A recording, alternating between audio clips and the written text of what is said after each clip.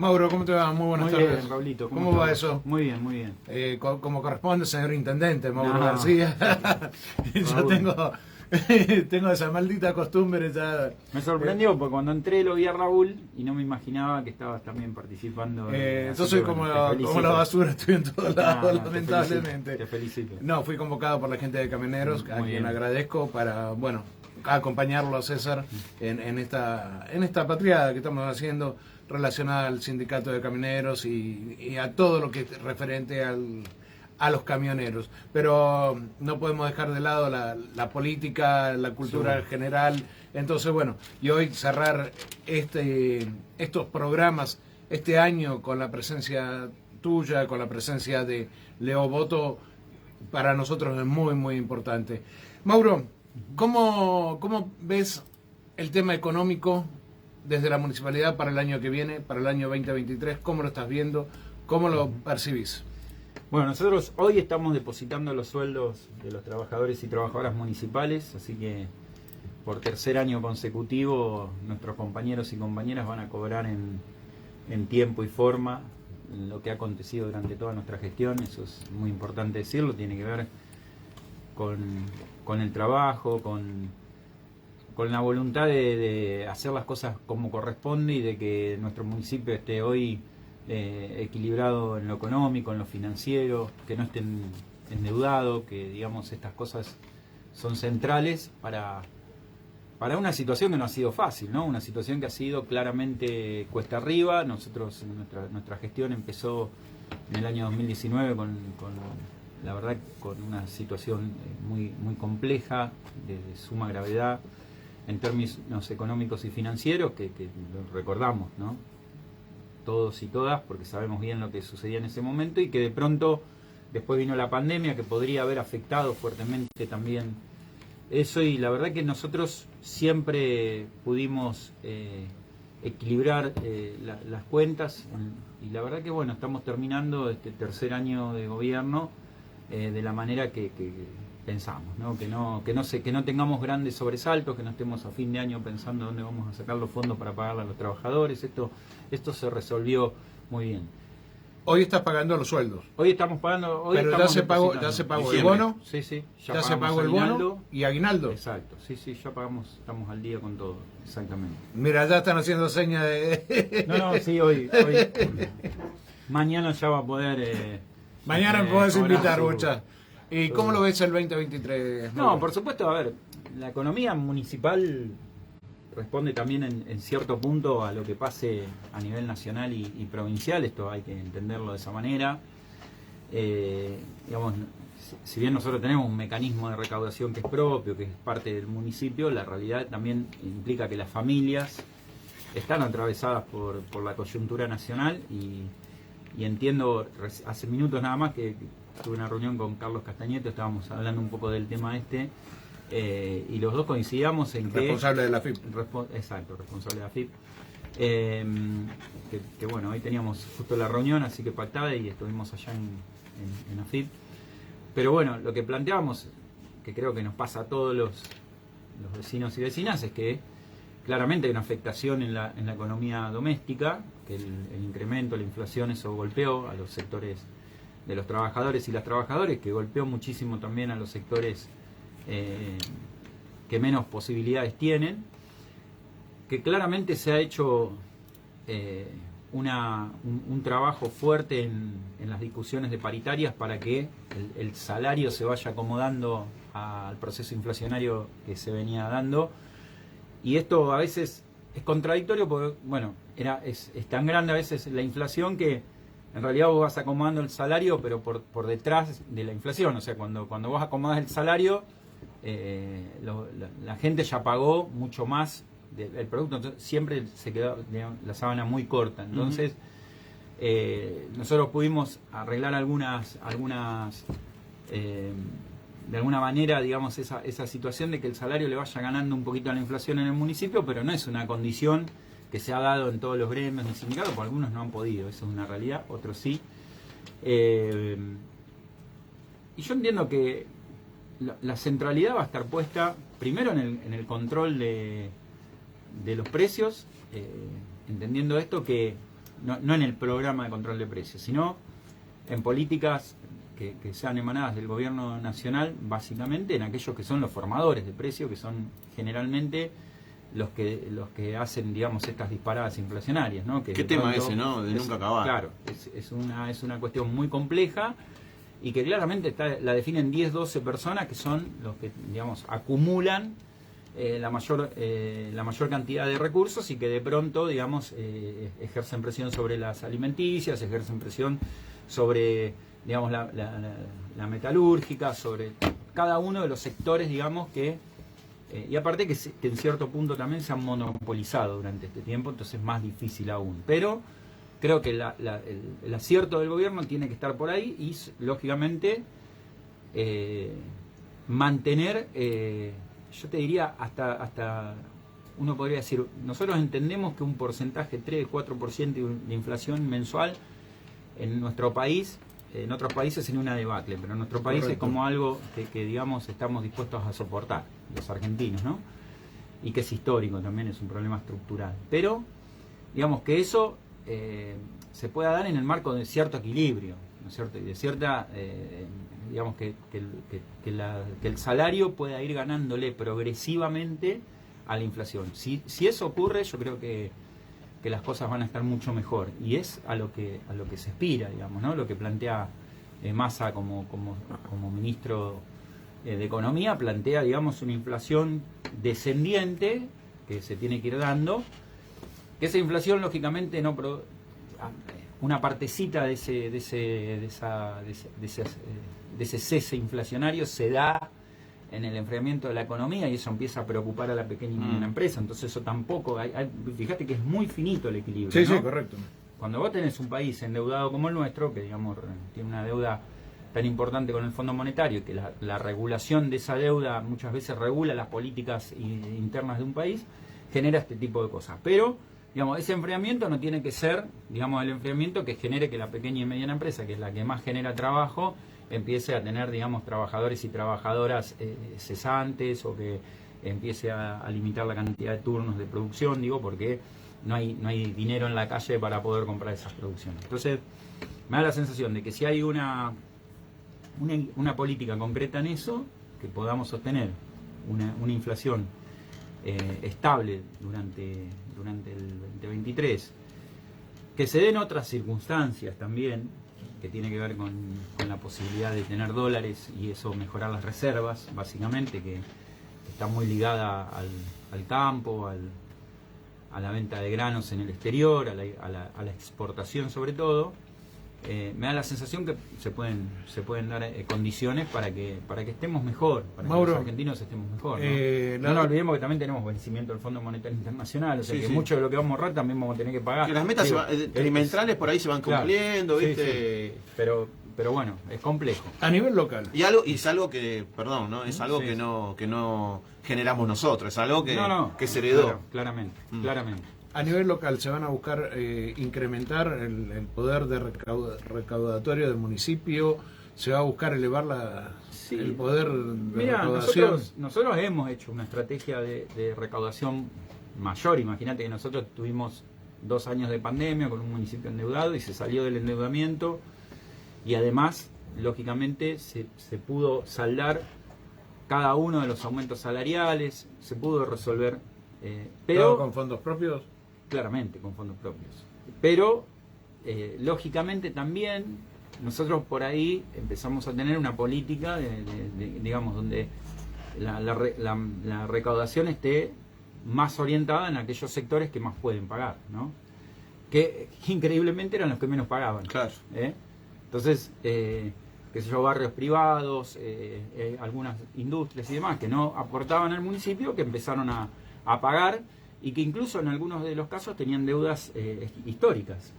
Entonces, hoy se empezó a regular eso, y la realidad es que con programas de pago, con planes de pago y todo lo demás, porque siempre esto también ocurre, pero hemos hecho un enorme esfuerzo para cobrar, y que digamos los aumentos y demás no recaigan en el contribuyente particular. El tema multipropósito, el tema basura, se extiende el contrato nuevamente ¿se le aumenta nuevamente la alicuota, digamos? Sí. ¿Los valores se aumentan también? Sí. ¿O se ha conversado eso ya? Nosotros con Multipropósito, básicamente, en principio, no, durante toda nuestra gestión no hubo deuda. Saldamos la deuda que tenía Multipropósito en el 2019, 4 meses de deuda que tenía el municipio con la empresa, se saldó. Sí, siempre estuvieron al día. El municipio siempre estuvo al día. Después pagamos. Además, lo que hicimos es lo que no se había hecho durante tampoco el gobierno anterior, que era readecuar presupuestariamente la partida de la recolección, que eso tiene que ver también con, lógicamente, lo que los compañeros y compañeras, trabajadores de la recolección, resuelven con su sindicato. Entonces, las mejoras salariales nosotros también las absorbimos con mayor, digamos, pagando mayor costo del servicio. Ahora bien, claramente nosotros hoy tenemos una situación particular, que es un distrito mucho más grande, con mayor cantidad de recorridos y demás, que es lo que venimos trabajando en los pliegos licitatorios, que venimos trabajando con las empresas oferentes, digamos, todas las empresas que se presentan y demás, y por tanto, siempre en marco de un acuerdo, si vemos que no tenemos definido bien eso, lo que hacemos es tratar de extender con una prórroga la prestación del servicio multipropósito para garantizar la recolección, ¿no? Mientras tanto, seguimos avanzando en buscar mejores opciones, en buscar, digamos, en términos de lo que el municipio de General Rodríguez puede pagar, lo que la empresa pretende cobrar y lo que le corresponde a los trabajadores y trabajadoras, porque claramente son parte de la discusión que da su sindicato salarial, y que me parece perfecto que así sea. ¿La licitación del nuevo servicio cuándo se haría más o menos? Nosotros ya tenemos un expediente, digamos, terminado y está en evaluación en el Consejo Deliberante, donde se tuvieron en cuenta las demandas puntuales de empresas que eran oferentes, que tenían, digamos, experiencia en otros municipios, lógicamente con el aumento también de los recorridos, la ampliación, y donde también se tuvieron en cuenta las demandas particularmente del sindicato, y donde claramente nosotros pusimos también nuestras digamos, las demandas propias, digamos, del municipio, para poder establecer un pliego de licitación, digamos, que atienda todas las cuestiones de cada uno de los sectores. ¿Cómo viste el rol de camioneros durante la pandemia, durante todo este tiempo que se la pasó mal, digamos? ¿Cómo viste el rol del camionero? ¿Cómo viste el rol del trabajador detrás del volante? No, impecable. A ver, todos los trabajadores en líneas generales, y la verdad que siempre hay un agradecimiento a aquellos compañeros y compañeras de los sindicatos que han puesto el hombro. La verdad que atravesar una situación de pandemia sin la colaboración de diversos sectores, con el compromiso que asumió cada uno de esos sectores, hubiese sido materialmente imposible.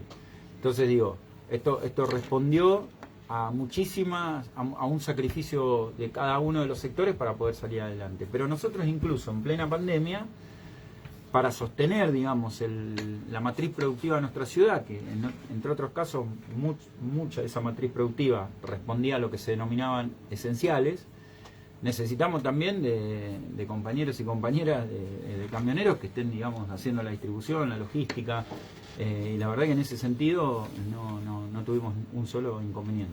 Acá hubo... Al contrario, ¿no? Colaboración, por supuesto. Acá hemos tenido varias veces la visita de Pablo Zuna, secretario general del seccional Luján, General Rodríguez, en mis programas. Y Pablo muchas veces ha dicho que Camioneros realizó una vuelta solidaria durante gran tiempo, durante 2 años ininterrumpida, poniéndole el hombro, poniéndole todas las ganas, y nunca nadie se acercó a decirle gracias muchachos. Lo digo porque Pablo lo comentó acá abiertamente. No se acercó nadie, ni de un lado ni del otro, no es específicamente a alguien en particular. Nadie se acercó a decirle a estos chicos que hoy cerraron la olla, entregando más de 600 raciones, más de 100 de bolsas de mercadería. Sí, hoy se hizo el cierre del tercer año. Exactamente. Y nadie se acercó. se sentía, Pablo se siente dolido con eso. Bueno, no lo sabía, pero la realidad es que nosotros vemos el trabajo de los compañeros y compañeras de camioneros. De hecho, tenemos permanente diálogo. Sabemos de la construcción, sabemos del trabajo que vienen desarrollando. Uno de los ejemplos más claros es el que se viene realizando en el barrio San Martín, ¿no? Donde además participan de la sociedad de fomento y realizan actividades permanentemente. Yo creo que bueno, lo que la pandemia y todo lo que hace es algo, ¿no? Que va, digamos, para el peronismo, ocuparse de la salud, ocuparse de las personas que necesitan, de ocuparse de generar puestos de trabajo y demás, es como una cosa que se da por sí misma, digamos. Nosotros no esperamos ni cobrar, ni materializar, ni por ahí recibir muchas veces el agradecimiento de esas cosas, pues son derechos que nosotros consideramos que son propios de nuestro pueblo. Nosotros hoy, por ejemplo, todos nuestros compañeros y compañeras municipales, cerca de 300, lograron la estabilidad laboral. Y yo la realidad no lo vengo a plantear como un mérito de... Claro, es algo que se da por sí mismo por ser peronista. Es algo que es un reconocimiento de gente desde el 80 que estaba laburando... ¿Todavía quedaba gente con contrato? Claramente quedaba, mucha gente que quedaba, digamos, con sus horas, que se iba a jubilar, porque ya le dan en algunos casos hasta los años, y se iba a jubilar con una jubilación de miseria. No es el caso de los contratados municipales, porque nosotros además hicimos varias cosas, entre las cuales, lógicamente, todo compañero y compañera municipal se jubila con el máximo de categoría. Exactamente, que es la categoría 39. La categoría 29. 29, y además de eso, digamos, el adelanto jubilatorio, digamos, cuando se hace una discusión, digamos, cuando se mantiene una paritaria, el aumento se transfiere también al adelanto jubilatorio. Entonces ningún compañero pierde. Antes de jubilarse era realmente perder hasta, te diría, casi un 40-50%. Y había gente que se jubilaba con categoría 15, y había gente 20. que exacto, peor, eso era peor todavía, porque si por ahí no militabas o no estabas dispuesto a trabajar para algún sector, no te recategorizaban. Hoy todos nuestros compañeros se jubilan con el máximo independientemente, no es una cuestión de que si perteneces o dejas de pertenecer a algún sector político, sino que además los adelantos jubilatorios también. Y esta situación nos pone en el mismo lugar, digamos. Nosotros, creo yo y estoy convencido de que lo que hacemos nosotros cada vez que nos toca gobernar es reparar, ampliar cuando podemos y garantizar los derechos de los compañeros y compañeras, trabajadores y de aquellos, digamos, que estén en cualquier ámbito de la economía formal, informal, tratar de solucionar esos problemas. Así que yo siempre voy a agradecer, digamos, la buena voluntad, pero sobre todo el empeño para poder realizar este tipo de acciones en los momentos más difíciles de nuestra historia, ¿no? Como ha sido la pandemia. Presidente del Consejo del Partido Justicialista de General Rodríguez, ¿cómo está trabajando el partido? ¿Está buscando convocar a todos nuevamente a su casa, a todos los peronistas que vayan nuevamente a su casa, que se sumen a qué? Sí, por supuesto, lo hemos hecho. Hace muy poquito inauguramos ahí la parte nueva.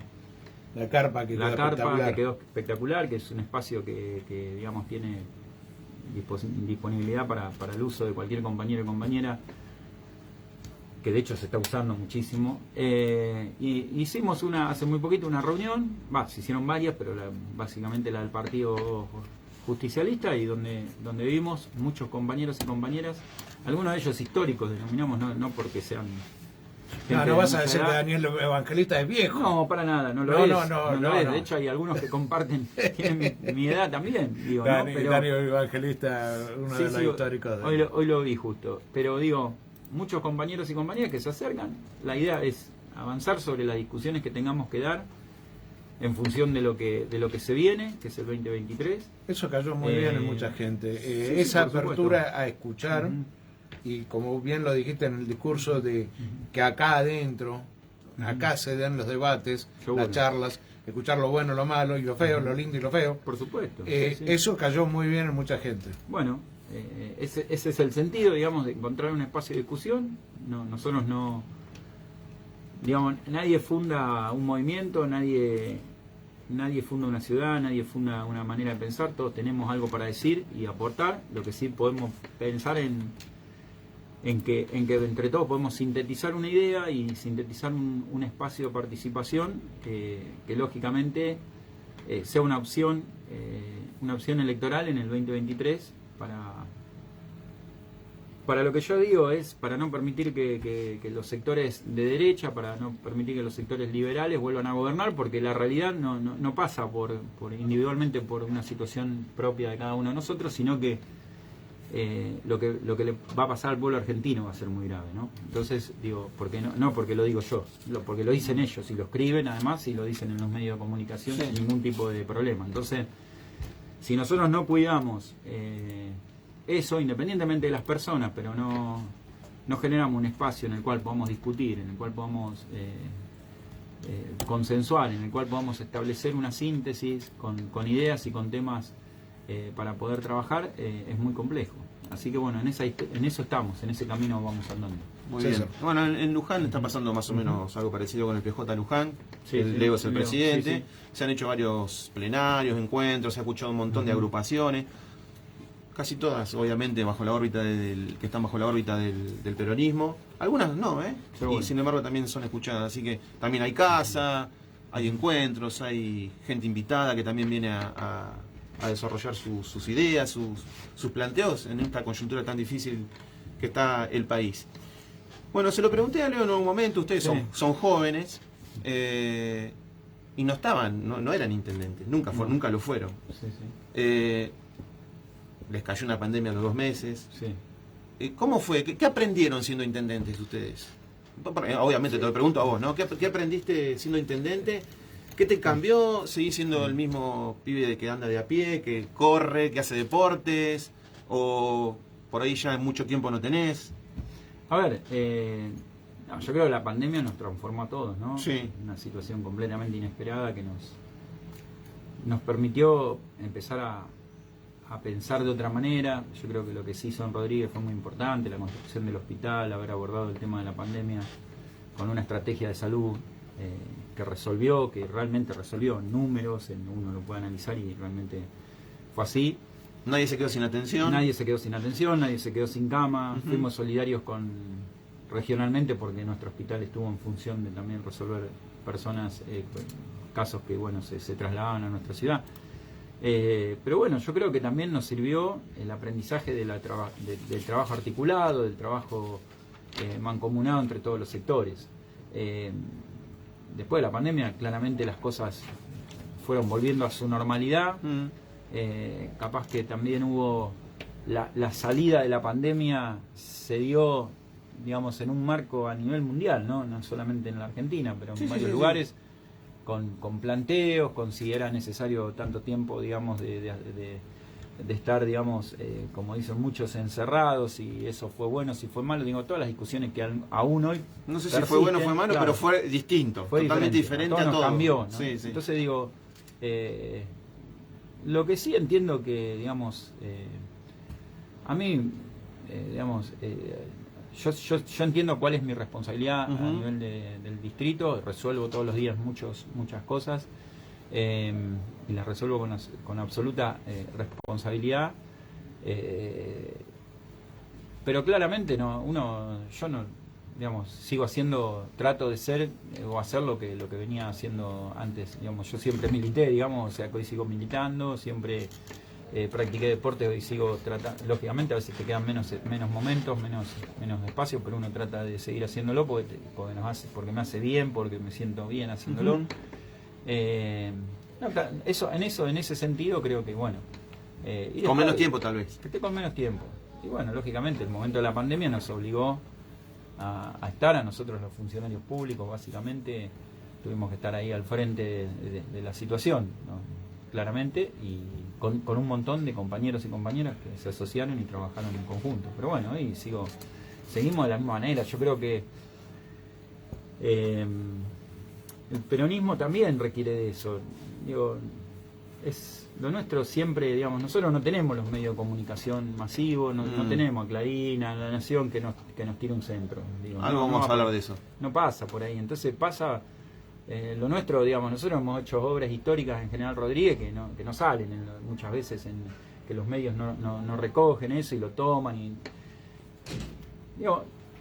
Y la verdad es que sabemos que es así, digamos, no lo vamos a cambiar, pero sí también entendemos que tenemos un gran valor, que es la militancia, que es la posibilidad de reunirnos, que es la posibilidad de pensar juntos, que es la posibilidad de a veces tener algunas disidencias, pero siempre tener más coincidencias que disidencias. Entonces nos juntamos y pensamos y salimos adelante, y que nuestra herramienta es la militancia, es trabajar en caminar y mostrar y por ahí hablar con los vecinos y vecinas y decir, che, mirá, cuando en el 2019 había un 30% de conexión a agua potable y hay un 60%.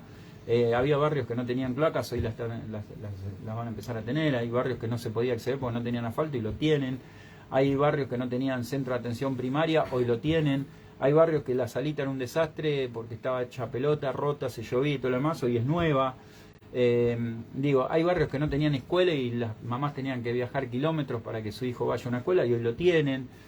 Todas esas cosas que fueron pasando durante estos 3 años nada más. 3 años. 3 años. Sí, tan dinámico. Y 3 años con una pandemia que duró 2 años. Sí. Los compañeros municipales que cobran el sueldo todos los meses, las empresas que son proveedoras del municipio que cobran también y pueden garantizar el salario de sus trabajadores. Todo eso pasó en 3 años, en los cuales de esos 3, 2 fueron de pandemia.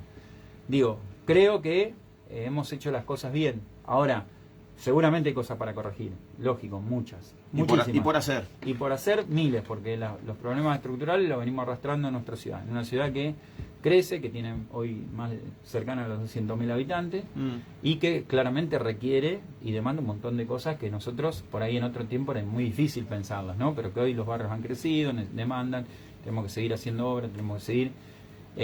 y muchas veces lo que hacemos tampoco alcanza porque claramente excede la demanda, pero se ha trabajado, eso no hay dudas, y lo seguiremos haciendo. Y para poner en valor eso, lo que más nuestra herramienta es caminar con el vecino y ver las transformaciones que las ven, son perceptibles, ¿no? ¿Se ha trabajado también en la seguridad, Mauro?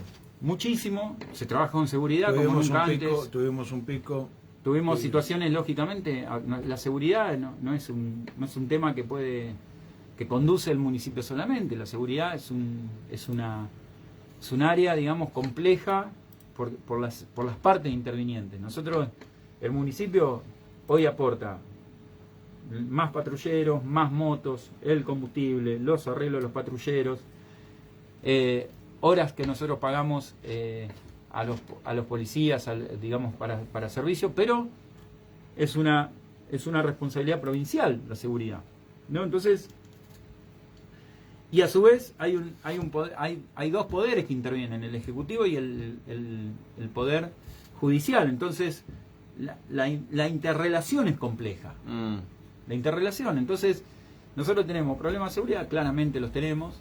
¿Esos problemas dónde surgen? De varias, hay muchísimas situaciones que generan esos problemas, pero básicamente una situación de postergación, una situación donde mucha gente perdió el trabajo y por ahí no lo pudo recuperar, o lo recuperó pero los salarios no fueron lo suficientes, donde tuvimos una pandemia que generó un proceso de empeoramiento de la situación económica de las familias, donde pasaron un montón de cosas que a pesar de que hoy se empiezan a revertir, de la falta de oportunidades. El que vivió el 2001 y que vivió la pandemia y que vivió el liberalismo del macrismo, claramente puede relacionar muy bien lo que le pasó a los jóvenes en esa época.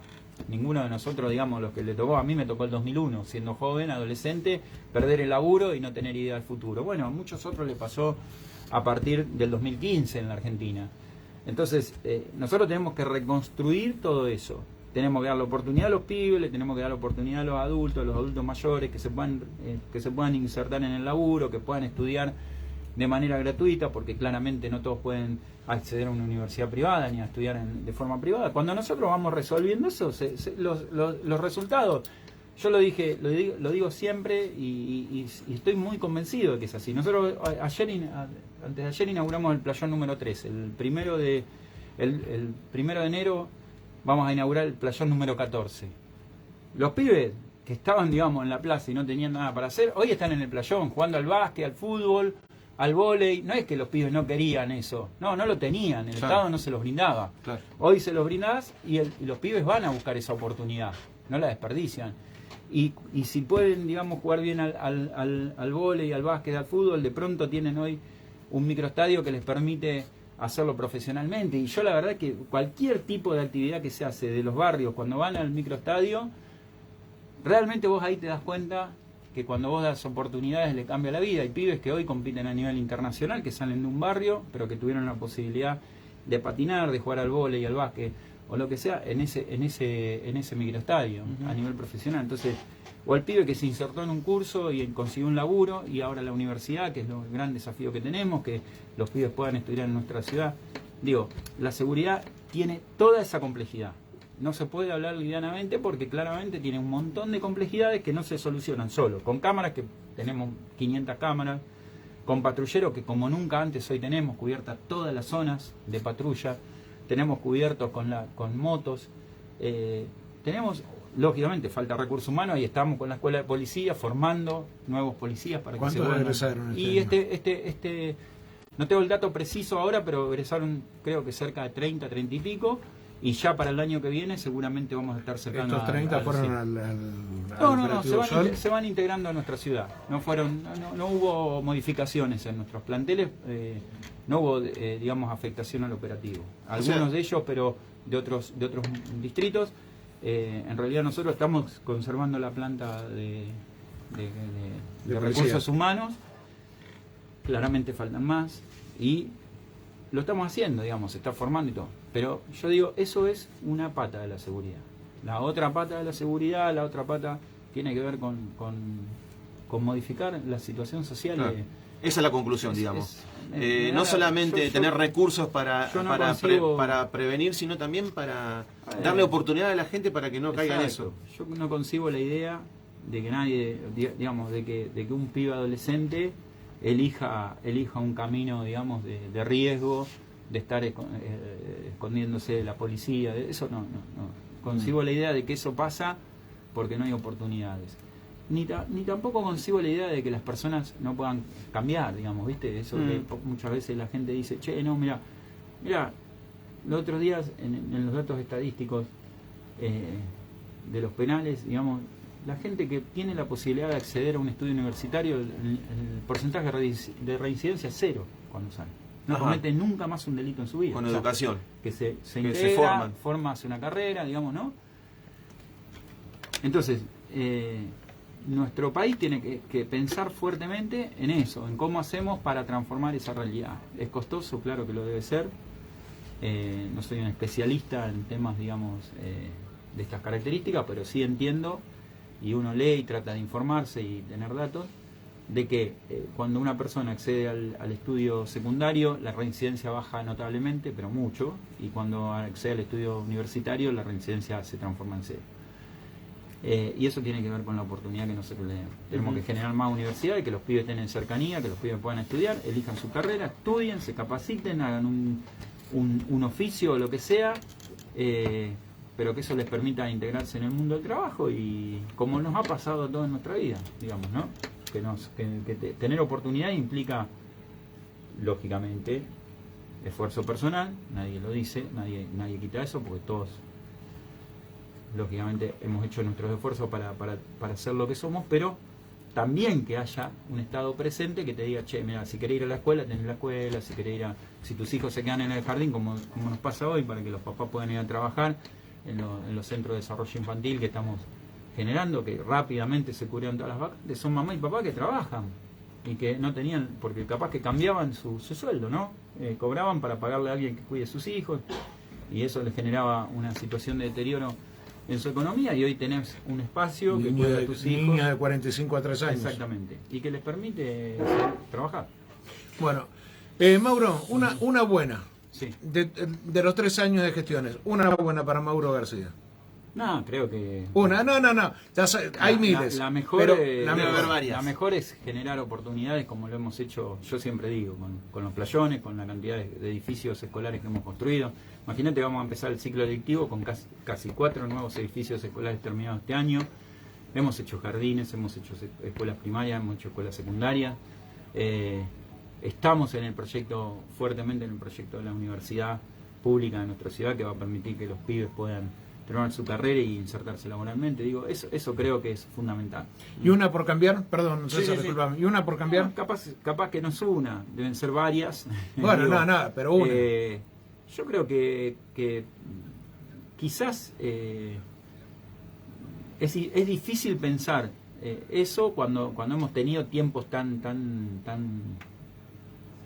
complejos, ¿no? Tan complejos en la pandemia, pero creo que tiene que ver con por ahí nosotros perdimos mucho el territorio por la situación de la pandemia. Nuestro trabajo es muy territorial, el peronismo en sí es un proyecto muy territorial, y quizás eso nos hizo perder de vista un poco eso y recuperarlo ahora, como lo estamos recuperando, con acciones, con obras y demás. Pero capaz que si eso lo pudiéramos cambiar, sería ideal que nosotros no nos hubiese tocado la pandemia.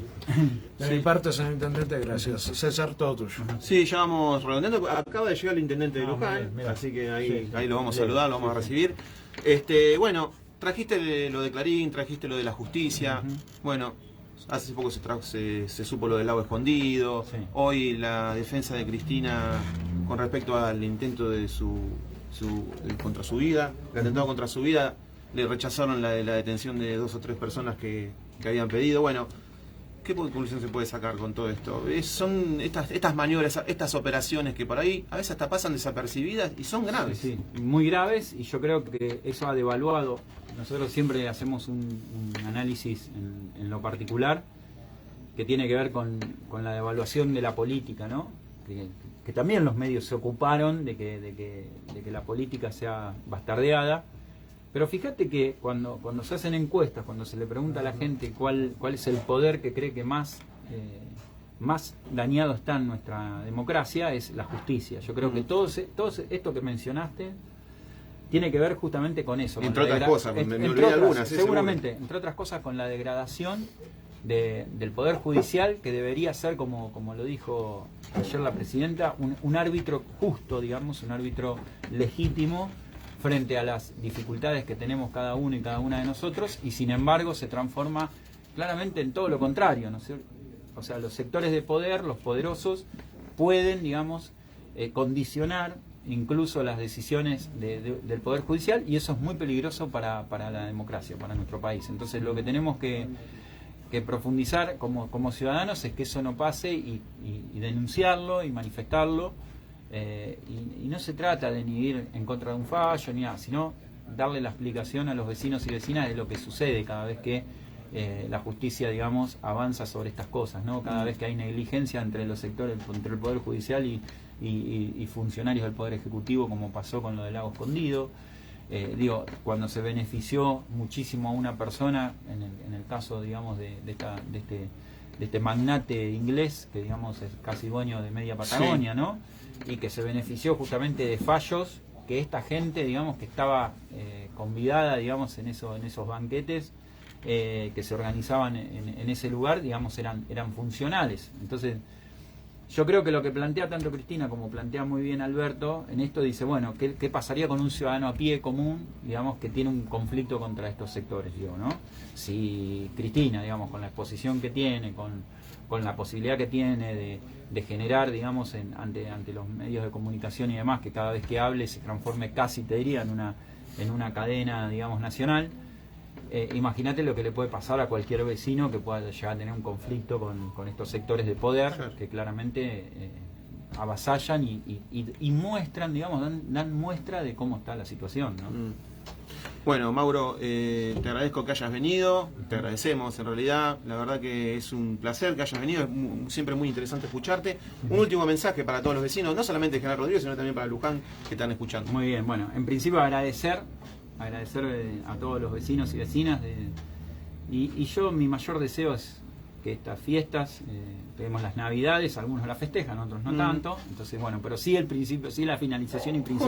Juntarse lo que también. Exacto, y ahí juntarse todos aquellos que deseen, con quienes sean, sus afectos, sus seres queridos, las personas que amen, y que eso le permita terminar este año muy bien, y sobre todas las cosas comenzar el 2023 con muchísima esperanza, que las cosas van a cambiar para mejor, y que va a ser un buen año para todos y todas, y que eso nos va a permitir tener mayor felicidad, que es lo que deseamos nosotros. Seguramente, el deseo de todos y todos. Bueno, Mauro, muchísimas gracias. A vos, gracias. Bueno.